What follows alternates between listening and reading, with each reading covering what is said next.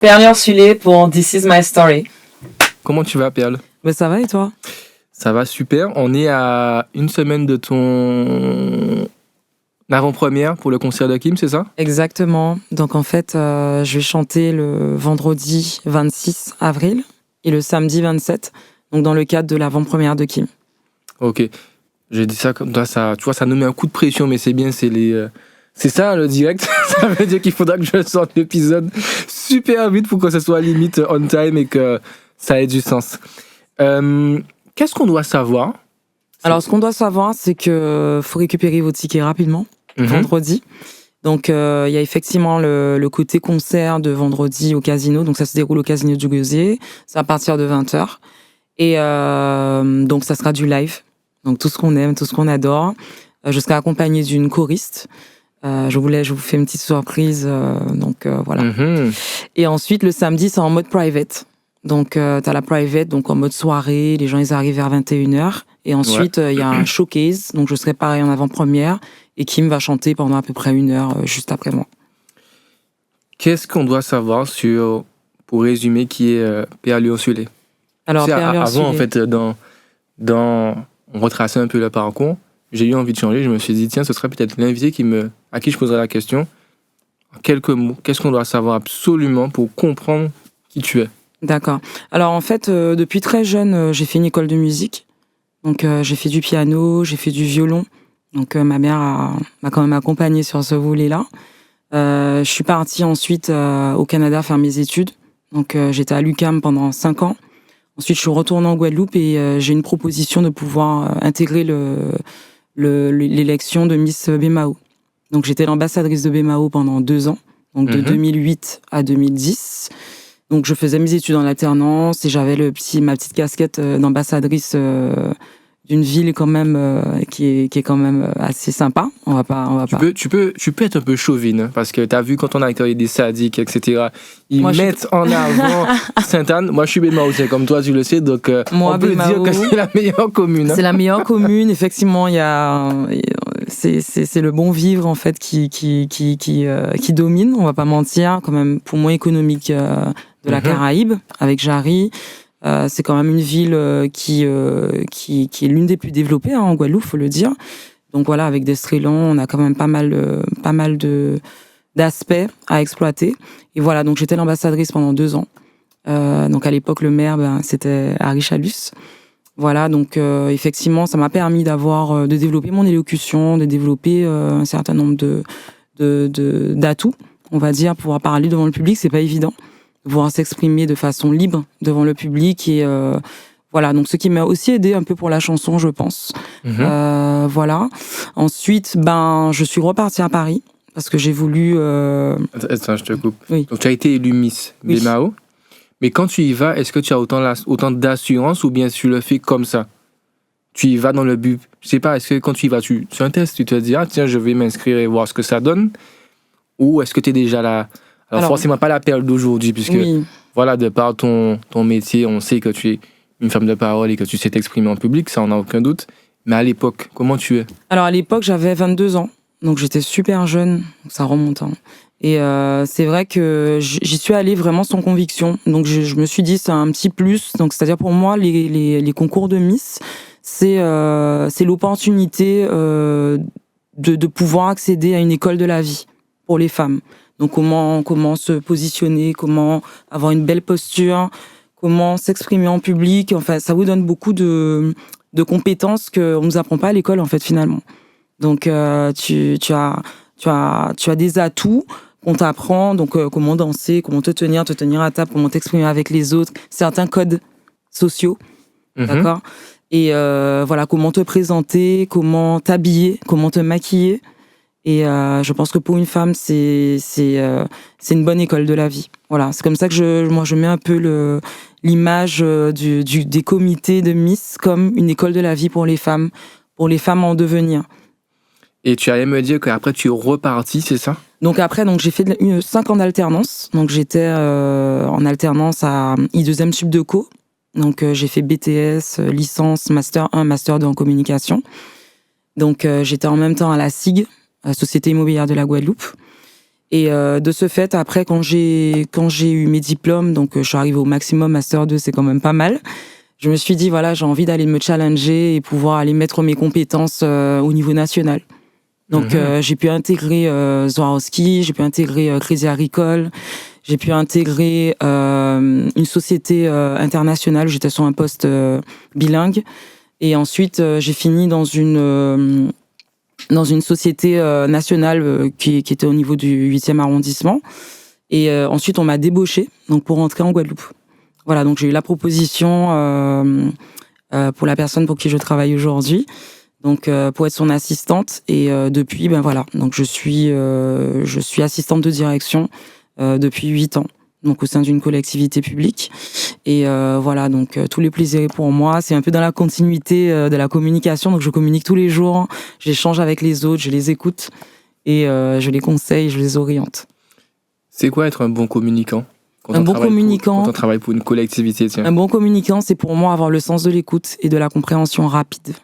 Et pouvoir effectivement analyser à qui on parle et comment on doit lui parler.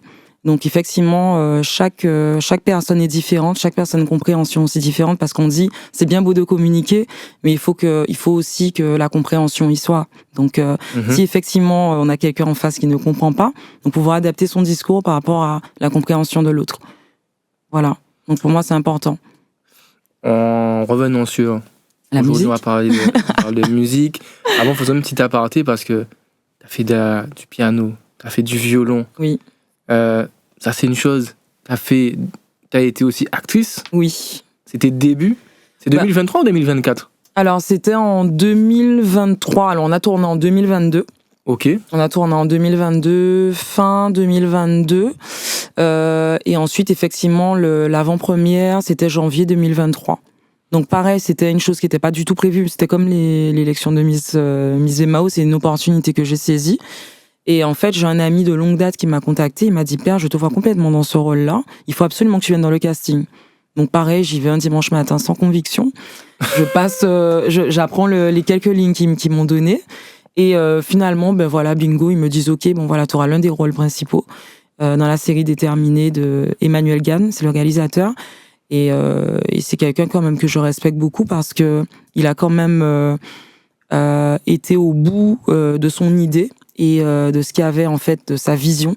Donc c'est-à-dire qu'il a pris ses propres moyens financiers et il a été faire sa série. Donc moi je trouve ça extraordinaire. Et quand il m'a raconté son histoire, etc., j'ai embarqué tout de suite, quoi. J'ai fait mais complètement. Il est jeune, c'est un Guadeloupéen, il est ambitieux, il a des idées extraordinaires. Ben, je me suis dit, ben, complètement, ça, déterminé, ça correspond complètement à mon mode de vie, à tout ce que j'ai déjà fait un peu dans mon existence terrestre. donc voilà, et ça m'a tout à fait, ça m'a parlé.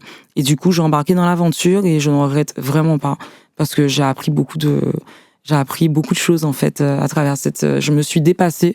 J'aurais jamais pensé que j'aurais tourné dans une série, jamais. Alors, on m'aurait dit ça il y a 10 ans. Tu aurais dit non, pas possible. Je me suis dit ok, pourquoi pas, mais j'aurais jamais pensé que je l'aurais fait en fait. Et finalement, ben j'ai été super bien coachée. Et on a eu un coaching, on a eu un accompagnement, voilà. Et avec le très peu de moyens qu'il a eu, Emmanuel, ben il a quand même su nous mettre en valeur. Et ça fait toujours plaisir que de voir des compétences guadeloupéennes qui sont capables en fait de pouvoir partir d'une idée, réaliser sur un bout de papier, les écrire et finalement le réaliser matérialiser en fait l'idée. Je trouve ça extraordinaire. En tout cas, des personnes qui vont au bout de leurs idées, je respecte tout à fait.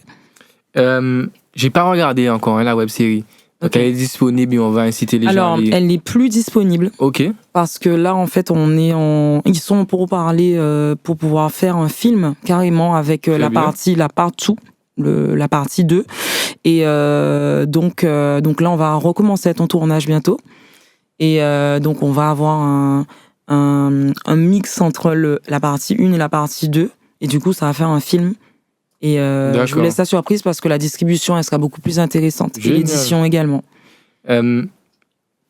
Moi, alors je sais pas c'est quoi ton rôle, parce que j'ai pas regardé, mais j'avais l'impression que c'était ce que tu fais dans ta vie de tous les jours.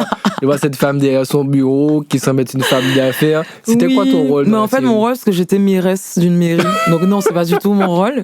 Bon, c'est pas très loin du domaine dans lequel je suis, mais voilà, c'était plus un rôle voilà, d'une femme qui a du caractère, enfin la femme du bout, poteau mi-temps comme on connaît, et qui impose ses idées et qui va au bout de ses idées aussi. Et c'était un peu ça, quoi, le côté un peu classe, mais la femme qui a du caractère, qui travaille, working girl, qui représente un peu les femmes d'aujourd'hui, modernes. Et voilà, donc c'était ça un peu la mise en avant, et voilà. Musique, j'ai vu que tu as fait beaucoup de scènes récemment. T'en fais de plus en plus. Oui. C'est quoi l'idée? C'est quoi la stratégie? Alors, la stratégie, en fait, c'était que l'année dernière, effectivement, c'est-à-dire que j'avais... alors, la musique, comme je t'ai expliqué au début, j'ai fait l'école de musique, j'ai fait du piano, j'ai fait du violon. Et après, quand je suis partie au Canada, j'ai rencontré une famille musicale. Donc, tous mes amis, c'était soit des guitaristes, soit des personnes qui avaient des studios, soit des personnes qui rappaient, c'est-à-dire qu'on se rencontrait et on faisait de la musique. Donc, au lieu de parler de gossiper, ou sortir faire la fête, on se rencontrait le vendredi soir, le samedi soir, et on faisait de la musique. Donc, j'ai commencé mes premières scènes à Montréal, au Canada. Donc, pareil, j'avais des potes à moi qui étaient bookés sur des concerts, des petites scènes, hein, c'est pas des grosses scènes, mais je faisais leur avant-première avec des sons à moi, et en fait, les Québécois, ils adhéraient de fou. Et du coup, donc ça a commencé comme ça. Après, quand je suis retournée en Guadeloupe, j'ai repris contact avec Thierry Dahomey, avec qui je travaille d'ailleurs aujourd'hui. Et on a fait le son Nostalgie sur un rythme à lui qu'il avait fait, une espèce de mixtape qui était sorti. On faisait à l'époque les scènes au Bicréole. Je sais pas si tu te souviens du Bicréole. Le Bicréole à Bémao. Donc voilà, avec plein d'artistes, c'était vraiment un plaisir de jouer là-bas. Et on a fait quelques scènes et tout. Et après, je t'avoue que j'ai mis tout ça entre parenthèses parce que ma vie professionnelle a pris le dessus. Et donc, en fait, c'est vrai que la musique, faut s'y consacrer. C'est comme une course de fond. Hein. C'est comme un athlète de haut niveau. Faut y aller de façon continue, constamment. Et c'est vrai que j'avais pas ni l'énergie ni le temps à ce moment-là parce que j'étais plus concentrée sur... je suis toujours, hein, mais en fait, aujourd'hui, j'ai décidé de créer aussi. Donc pour moi, en fait, la vie ne s'arrête pas juste à travailler. Ça serait dommage de se réveiller, d'aller travailler, d'aller au sport, ou les sportifs. Mais en fait, aujourd'hui, j'ai envie de créer, et ça fait vraiment partie de moi, en fait. J'ai envie de créer, d'aller au-delà, en fait, de l'art que j'ai commencé il y a quelques années à Montréal. J'ai envie d'aboutir, en fait, et d'aller au-delà de ma création, de me challenger, en fait, dessus. Voilà. Donc, c'est mon nouveau challenge, c'est la musique, c'est de pouvoir créer, faire des nouvelles sonorités, essayer d'accrocher le public sur mon style aussi. Et voilà. Est-ce que tu peux nous parler du titre en question qui arrive? Donc, le titre, il s'appelle Messi. Donc, c'est un titre qui parle de la gratitude, donc le remerciement envers pour l'univers et toutes les bénédictions qu'on peut avoir au quotidien. Et voilà, donc j'en dis pas plus pour le moment. Voilà, les gens mais voilà, donc le Messi, c'est vraiment un son de gratitude, et j'espère qu'il va résonner, en tout cas, qu'il va résonner. Qu'est-ce qui fait le caractère de ta musique à toi particulièrement, si tu devais la décrire? Alors, le caractère de ma musique, déjà ma voix. Donc, je pense que j'ai quand même un timbre de voix qu'on n'entend pas tout le temps. Et donc, elle est un peu cassée, ma voix. Elle est un peu... elle a toujours été comme ça, c'est la vie. Donc, effectivement, je pense que j'ai une couleur un peu... une petite voix cassée. Et voilà, donc c'est pour ça que je pense que c'est ce que je pourrais dire sur la typologie un peu de mes chansons. Et aussi la musicalité que je peux mettre. Donc, mais pour ce faire, il faut écouter. Donc, je peux pas parler de quelque chose que tu n'as pas encore écouté. Donc, le mieux, c'est que les gens aient écouté pour se faire Exactement. Il faut écouter et effectivement avoir un avis. Et pour revenir un peu sur ce que tu me disais par rapport aux scènes, les nombreuses scènes que j'ai faites l'année dernière. Donc, en fait, j'ai eu beaucoup de demandes. C'est-à-dire que je rencontrais les gens et ils me disaient, ouais, Perle, alors, et la musique, ça se passe comment? Alors je disais bon on va essayer de mettre ça en place et tout ça, et de plus en plus les gens à chaque fois ils me disent bon alors la musique tu fais quoi? Donc j'ai recommencé à faire des scènes, une espèce de mise en jambe, donc avec des reprises pendant 1 heure et demie avec mon band, et donc j'ai un pianiste, un bassiste et un batteur et un guitariste. Bon, ça dépend un peu des formules qui sont demandées. Et donc en fait l'idée c'est que on a tourné pas mal et effectivement les gens ils ont accroché. Donc en fait c'était des reprises, soit des variétés françaises, soit des classiques du zouk ici, ou alors des sons internationaux genre à la Rihanna, Lauryn Hill à l'époque, Amy Winehouse. Voilà, tous ces sons-là en fait me parlent, Jill Scott, voilà. Donc en fait j'essayais un peu de mélanger, faire une espèce de sauce qui pourrait un peu plaire à tout le monde sur différents créneaux. Et finalement, les gens ont adhéré. Et voilà. Donc, effectivement, j'ai enchaîné pas mal. Et suite, effectivement, à des propositions, parce que les gens, ils aimaient bien le petit concept live, reprise, etc. Voilà, les gens, ils aimaient bien. Donc, du coup, on leur a proposé, on leur a donné du bonheur. Voilà, c'est l'idée aussi, c'est de donner du bonheur, en fait, aux autres, quoi. Donc, et du coup, en fait, moi qui sais pas forcément que tu chantes avant, je vois vraiment la démarcation de quand tu as mis la musique de côté. Et moi, je te connais surtout dans le cadre de ta première activité, oui. ton activité principale. Mais pour autant, sur tes réseaux, je vois bien qu'il y a un sens artistique. Tu vois? Ok. Je trouve que tu as des photos très travaillées où on se voit sur scène. Ou je sais pas, je me dis, mais on dirait une artiste, mais en même temps, je sais qu'elle travaille pour une collectivité, tu vois? Donc, oui. Je comprends pas. Mais en fait, moi, je suis une artiste. Donc, c'est-à-dire qu'effectivement, c'est ce que je te disais dès le départ, c'est-à-dire que tu ne peux pas, en fait, à un moment donné, c'est-à-dire que tu peux pas mettre à côté quelque chose qui est en toi. C'est-à-dire qu'en fait, tu vas aller contre qui tu es. Et le but dans la vie, c'est de pouvoir quand même aller au bout de qui tu es. Donc, si tu ne vas pas au bout de la mission qui, pour toi, est importante, et le fait de pouvoir créer au quotidien, de pouvoir avoir cette chance, de pouvoir aller au-delà de certaines choses, je trouve ça dommage, quoi. Tu vois, tu es né et en fait tu meurs et t'as rien créé, t'as rien laissé sur la terre, t'as pas de traces. Qu'est-ce qui fait qu'en fait qu'on est immortel? C'est le fait de pouvoir laisser certaines traces. Aussi, ouais. Voilà. On parle d'immortalité, mais en fait, l'immortalité, elle est à travers justement la création. Donc ça peut être la création au niveau de la paternité, de la maternité. Donc ça peut être la musique, ça peut être des choses que tu as créées, une maison, ça peut être n'importe quoi, mais en fait l'immortalité elle se crée comme ça.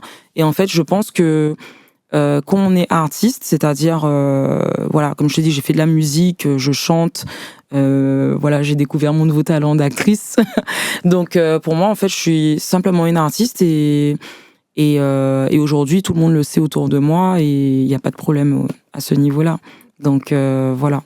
Et moi, je trouve ça fantastique parce que quand je découvre, je vois que tu fais des scènes, j'écoute ce que tu fais et je me dis, mais c'est incroyable. Je ne savais pas qu'elle avait ce talent-là. Et effectivement, tu pousses dans cette direction-là. Et après, tu me parles du single que tu sors. C'est quoi quelles sont les émotions que tu as quand tu es sur scène? Et que tu vois ce que tu transmets finalement au public. En fait, c'est un vrai plaisir d'avoir un set complet sur scène. Quand tu es sur scène, c'est un plaisir qu'on peut même pas décrire en fait. Donc c'est-à-dire que c'est le fait de pouvoir de transmettre des émotions aux autres et de pouvoir également recevoir de l'énergie. Je trouve ça extraordinaire. Et le fait d'avoir en fait, c'est-à-dire qu'on se sent aussi rassuré qu'on est avec ces musiciens, parce qu'on a l'habitude de tourner avec des gens qui te connaissent, qui savent à quel moment que tu vas poser ta voix, que tu vas faire ci, que tu vas faire ça. Je trouve ça en fait extraordinaire et c'est juste une question d'énergie. Donc moi, je me sens très bien sur scène. Je me sens en sécurité, je me sens bien sur scène et de pouvoir partager cette émotion-là et de pouvoir également recevoir. Je trouve ça magique en fait. Est-ce que dans ta famille, il y avait des musiciens? Il n'y a pas de musiciens dans ma famille, à moins que je ne les connaisse pas. Mais non, il n'y a pas de musiciens et imagine-toi que c'est pas quelque chose que je me suis dit allez, je vais faire une carrière dedans. Hein. Je me suis jamais, en fait, moi ça a toujours été ma passion, en fait, le chant, la musique. J'ai commencé le piano à 5 ans. J'ai fait du violon pendant des années. Pareil, donc j'ai des diplômes de solfège à la maison et tout ça que ça. Je fais des spectacles chaque fin d'année. Et, j'étais entre la danse, la natation, parce que j'ai fait 14 ans de natation aussi, donc j'avais une vie toute petite, jusqu'à mon adolescence, jusqu'à mes 18 ans, j'avais une vie vraiment très occupée. Donc j'étais entre la musique, la danse classique et la natation, que j'ai continué jusqu'à 18 ans. Donc ma mère, elle avait un planning, alors entre l'école et mes activités, donc voilà, donc j'ai toujours une espèce de rythme de vie comme ça, un peu d'être occupée en fait finalement. Mhm. Et je pense que voilà, c'est ce qui m'a donné un peu cette discipline au final. Donc c'est l'éducation que ma mère m'a donnée en fait, la direction de pouvoir toujours. Finalement, elle m'a mis dans un processus de création. Hein, finalement, quand tu regardes bien un peu quand tu regardes un peu la logique des choses et voilà, je suis très, je suis vraiment reconnaissante par rapport à ça. Est-ce qu'il y a une personne avec qui tu rêves d'être sur scène? Mais il y a plein de personnes avec qui je rêve d'être sur scène. Donne-moi-en plusieurs, comme ça on va froisser ces personnes. Ok. Beyoncé, par exemple. Parce que pour moi, c'est la reine des harmonies. Elle fait des harmonies. Je sais pas si t'as écouté le dernier album qu'elle a sorti. Elle a des harmonies qu'elle fait, elle a des idées extraordinaires. En local, j'aime beaucoup Kalash. Parce que musicalement et vocalement, je trouve que il a une résonance. Et d'ailleurs, je l'ai croisé l'année dernière. Je lui ai dit, mais en fait, merci pour le travail que tu fais. Et voilà. Et Tania Saint-Val également. Tania Saint-Val, j'aime beaucoup son groove, j'aime beaucoup sa voix. Jean-Michel Routin, j'aime beaucoup. Voilà, en gros. Qu'est-ce que sortie du single? Quand exactement? Alors normalement, ça serait fin avril. Donc Okay. en tout cas, on fait tout pour que le jour de la scène, que les personnes puissent en tout cas retrouver la chanson une fois qu'elle sera présentée. Et donc j'espère que tout le monde pourra réserver un super accueil à cette chanson. Il me tient à cœur. C'est ce qu'on te souhaite dans tous les cas. Tiens, j'ai envie j'ai une question à te poser, très particulière. Pour un jeu que j'avais préparé, mais on va pas le faire, je vais juste te poser la question. C'est si tu devais te retrouver autour d'un dîner avec 3 personnes, qu'elles soient vivantes ou déjà décédées, ce serait qui et pourquoi? Très bonne question. Écoute, par exemple, Michael Jackson.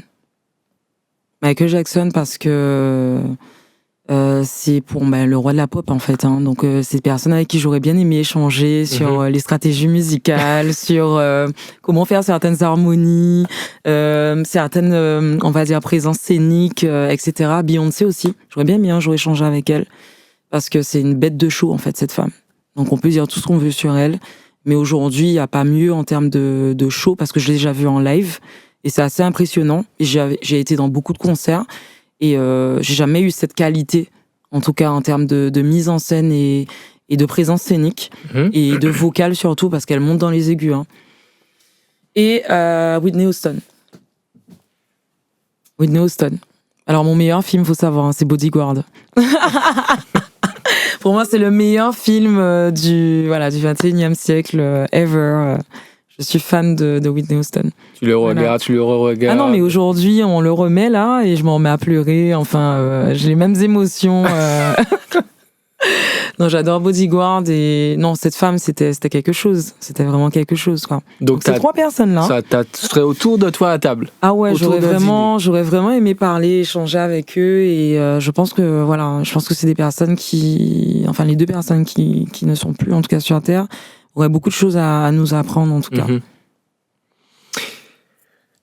Qu'est-ce que tu aurais donné comme conseil à la Perle d'il y a quelques années pour qu'elle devienne la femme avec l'assurance que tu es aujourd'hui? Mais justement, de se faire un peu plus confiance, parce qu'avant, je doutais un peu plus de moi. Et c'est vrai que je n'avais pas autant confiance en moi auparavant.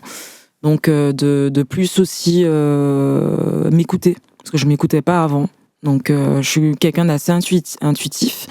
Et avant, je laissais plus les voix extérieures m'influencer que ma voix intérieure. Et aujourd'hui, je m'écoute beaucoup plus. Et j'écoute beaucoup moins les voix extérieures. Voilà. Quand je dis les voix extérieures, c'est les autres. Mhm. Voilà. Et pour finir, ce serait quoi ta définition de la réussite?